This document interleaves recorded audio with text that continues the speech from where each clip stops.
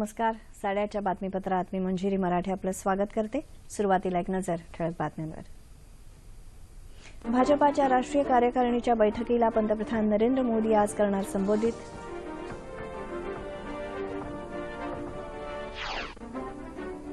अमेरिकेत फ्लोरिडातल्या विमानतळावर इराकी बंदूकधाऱ्यानं केलेल्या गोळीबारात 5 जणांचा मृत्यू, 8 जखमी. सांगली जिल्ह्यात शाळकरी मुलीवर झालेल्या बलात्कार आणि खून प्रकरणी 4 संशयित पोलिसांच्या ताब्यात.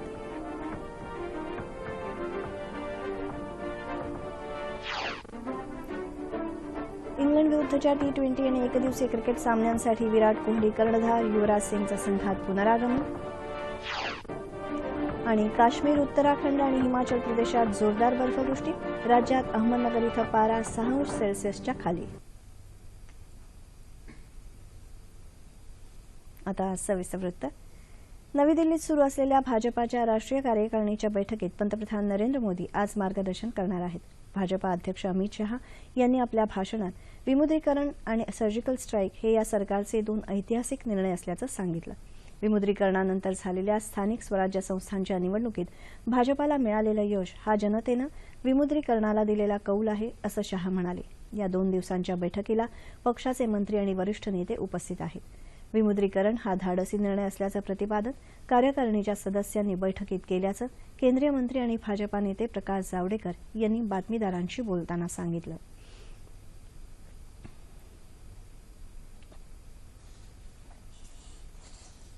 $500 और 1000 के नोट, लगभग 86% करेंसी विमुद्रीकरण करना, डिमोनेटाइज करना और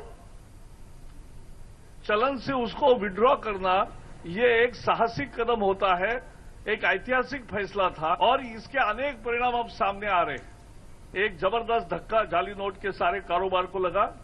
ड्रग्स का कारोबार पूरा प्रभावित रहा. नक्सलवाद के कार्रवाइयों में कमी इसलिए आई कि उनके संसाधनों में बहुत ज्यादा उनके संसाधन बर्बाद हो गए.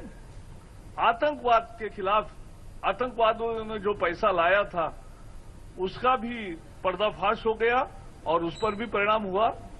देश के लिए सब परिणाम अच्छे हैं और भ्रष्टाचार पर एक जबरदस्त आघात हुआ है.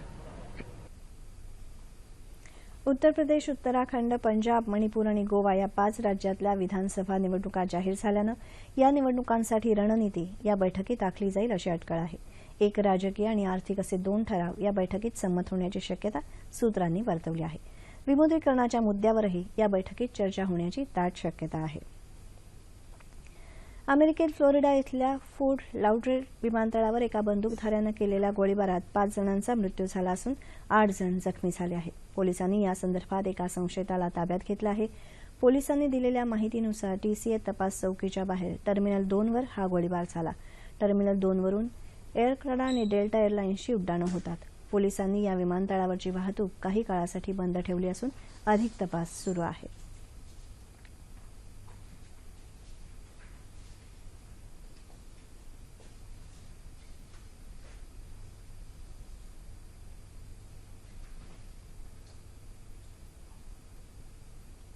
सांगली जिल्ह्यातल्या भिलवडी माळवडी इथं एका अल्पवयीन मुलीवर झालेल्या बलात्कार करून तिचा खून झाल्याची घटना उघडकीस आली आहे. या संदर्भात पोलिसांनी 4 संशयितांना ताब्यात घेतलं असून गावात मोठ्या प्रमाणावर पोलीस बंदोबस्त तैनात करण्यात आला आहे. भिलवडी मालवडी गावात काल सकाळी पीडित मुलीचा मृतदेह संशयास्पदरित्या आढळला होता. पोलिसांनी तो ताब्यात घेऊन मिरज इथल्या शासकीय रुग्णालयात शवविच्छेदनासाठी पाठवला. तसंच 4 संशयितांना अटक केली.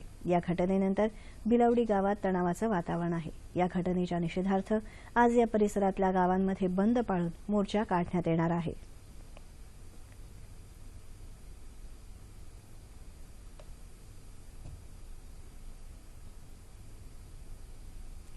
दिल्लीसह जम्मू काश्मीरातल्या पूंछ आणि उधमपूर सारख्या महत्वाच्या शहरांवरील हल्ल्यांसाठी कारस्थानं रचणाऱ्या बहादूर अली विरुद्ध NIA अर्थात राष्ट्रीय तपास संस्थेनं आरोपपत्र दाखल केलं आहे. लष्कर-ए-तय्यबाचे दहशतवादी पाकिस्तानकडून भारतात कसे पाठवले जातात याचा सबळ पुरावा मिळाल्याचा दावा NIAचे महानिरीक्षक आलोक कुमार मित्तल यांनी केला आहे.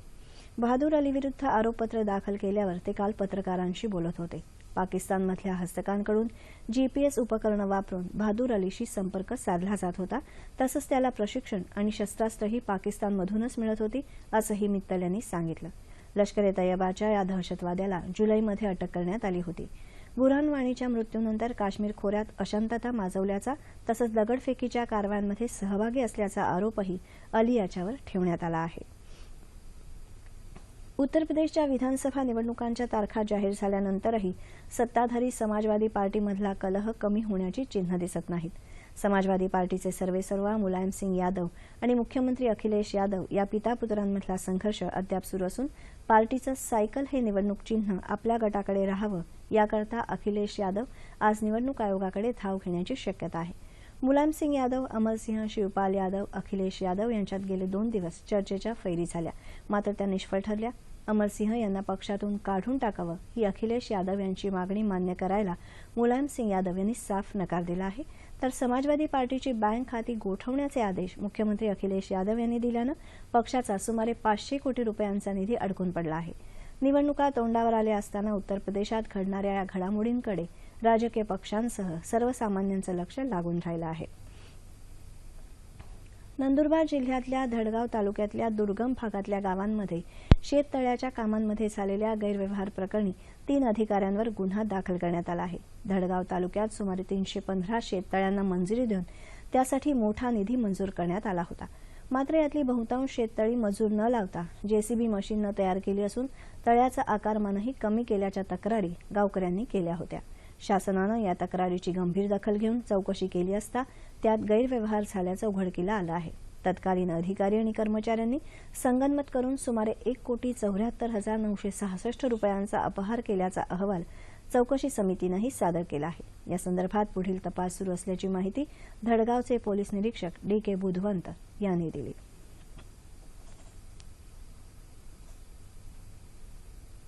अपराध नंबर 2/16 कलम 420, 468, 471, 34 प्रमाणे गुन्हा दाखल झालेला आहे.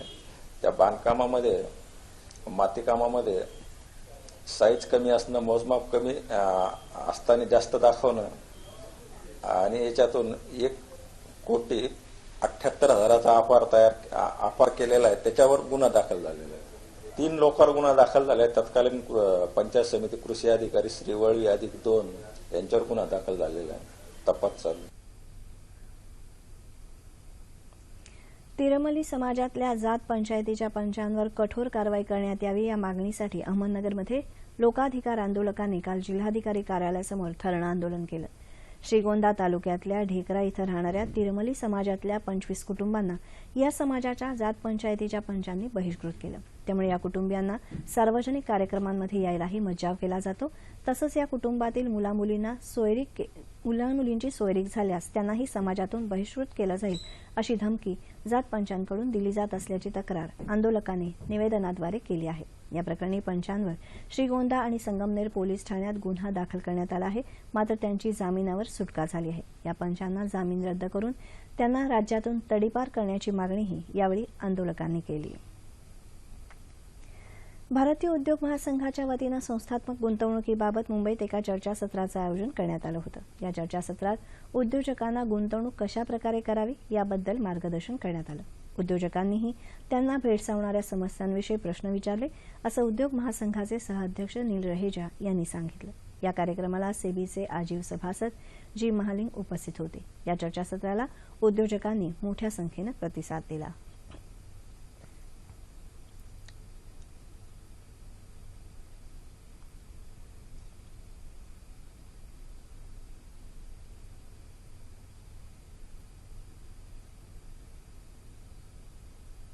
आंतरराष्ट्रीय दर्जाच्या सिम्बायोसिस विद्यापीठाचं भूमिपूजन विद्यापीठाचे कुलपती श्याम मुजुमदार यांच्या हस्ते काल नागपूर इथं झालं.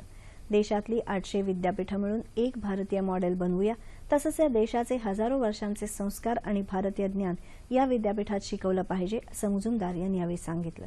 या विद्यापीठात व्यवस्थापन, विधी, BBA, फॅशन, टेक्स्टाईल अशा विविध विषयांचे अभ्यासक्रम शिकवले जाणार आहेत.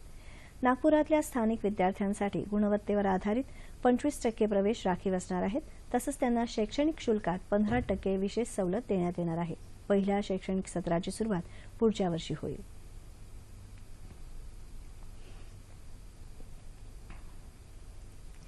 मुस्लिम आरक्षण महामोर्चा समितीनं काल विविध मागण्यांसाठी औरंगाबादमध्ये मूक मोर्चा काढला.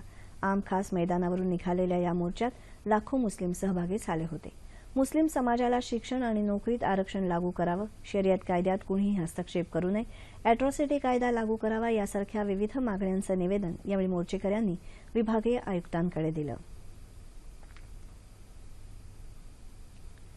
नाशिक जिल्ह्यात सटाणा इथं कृषी प्रदर्शन भरवण्यात आलं आहे. प्रदर्शनाचं उद्घाटन शेतकरी संघटनेचे नेते पाशा पटेल यांनी केलं.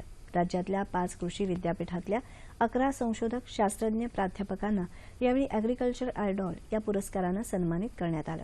उद्घाटनपर भाषणात पाशा पटेल यांनी केंद्र आणि राज्य सरकारनं शेतकऱ्यांसाठी राबवलेल्या योजनांची माहिती दिली. प्रदर्शनाचं यंदाचं 8वं वर्ष आहे.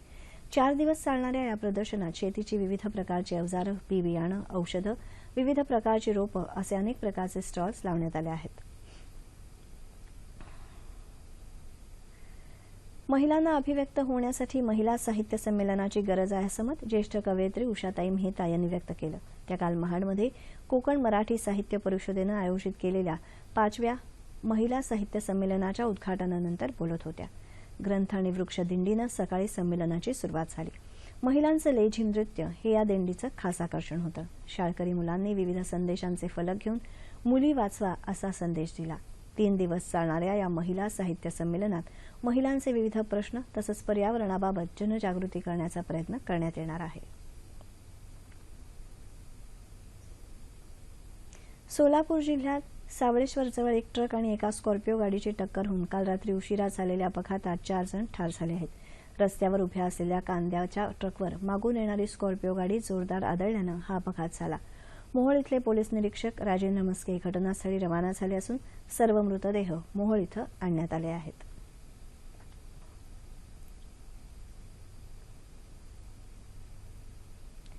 आता सह्याद्री वाहिनीच्या वृत्त विभागासाठी स्ट्रिंगर्सची नियुक्ती करण्याबाबतची माहिती जाणून घेऊया.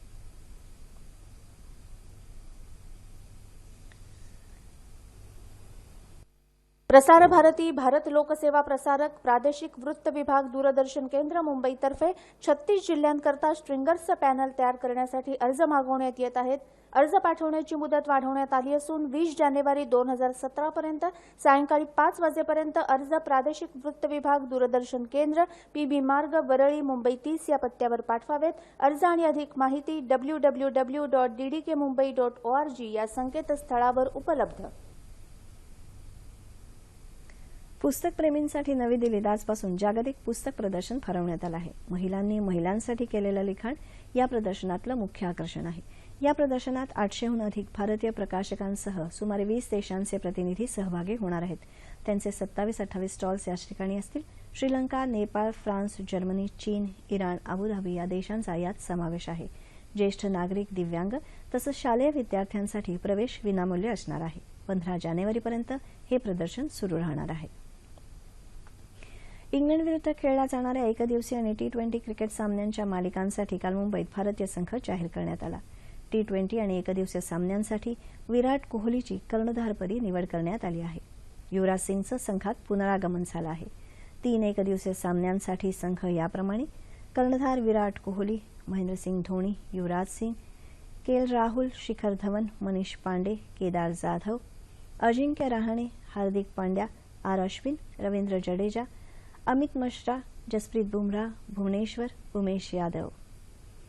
3 T20 सामन्यांसाठी संघ पुढीलप्रमाणे: कर्णधार विराट कोहली, राहुल, मनदीप सिंग, महेंद्रसिंग धोनी, युवराज सिंग, सुरेश रैना, ऋषभ पंत, हार्दिक पांड्या, अश्विन, रवींद्र जडेजा, यजुवेंद्र चहल, मनीष पांडे, जसप्रीत बुमराह, भुवनेश्वर कुमार आणि आशिष नेहरा.